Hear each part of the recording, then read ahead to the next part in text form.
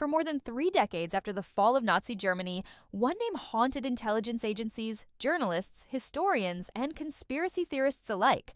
Martin Bormann, Adolf Hitler's shadowy personal secretary, and one of the most powerful men in the Third Reich. A figure so secretive and so deeply embedded in the Nazi inner circle that when Berlin fell in 1945 and Bormann vanished without a confirmed body, the world became convinced that one of history's most dangerous men had escaped justice. As the Soviet and Allied forces closed in on Berlin, Bormann was last seen attempting a desperate nighttime escape from the Führer bunker, carrying documents, cyanide capsules, and possibly stolen Nazi assets, disappearing into the chaos of collapsing streets, artillery fire, and fleeing civilians. And when no body was conclusively identified among the ruins, rumors ignited almost immediately, fueled by Cold War secrecy and contradictory Soviet reports that claimed everything from Bormann's death to his successful escape. Within months, whispers spread that Bormann had fled to South America, joining the infamous Nazi rat lines that smuggled war criminals through Italy to Argentina, Paraguay, or Brazil.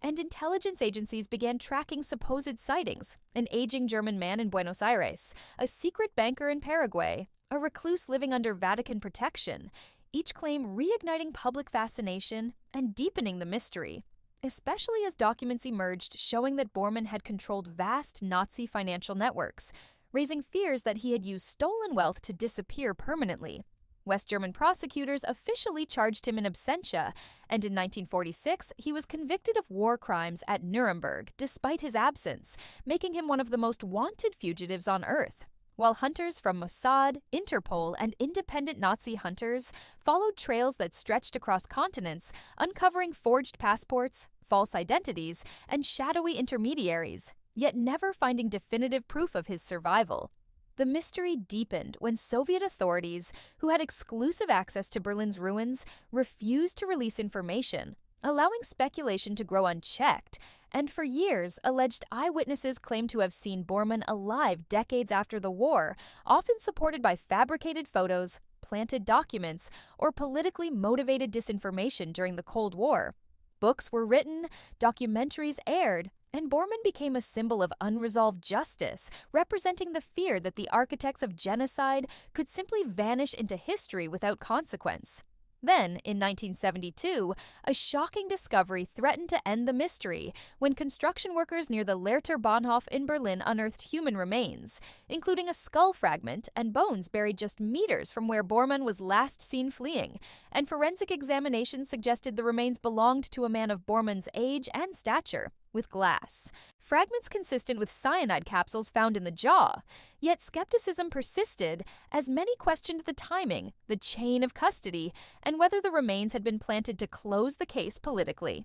Decades later, in 1998, modern DNA testing finally delivered the answer that had eluded the world for over 50 years, conclusively matching the remains to living relatives of Martin Bormann, proving that Hitler's loyal secretary had not escaped to South America after all, but had died in Berlin in 1945. Likely from cyanide poisoning while attempting his escape, his body buried beneath the rubble of a destroyed city and forgotten by history until chance uncovered it. Yet, even with scientific certainty, the story did not lose its power, because the 30-year hunt for Bormann revealed more than the fate of one man. It exposed the chaos of war's aftermath, the failures of intelligence sharing, the role of Cold War politics in shaping narratives, and the human need for closure when evil seems to slip away unpunished.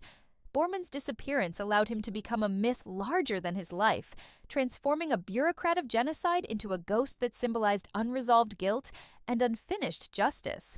And while history ultimately confirmed his death, the decades-long pursuit stands as a reminder that the end of war does not mean the end of reckoning, and that even in death, the architects of destruction can continue to haunt the world, not through power or command, but through unanswered questions, lingering suspicion, and the long shadow cast by crimes that demand to be remembered, investigated, and never forgotten.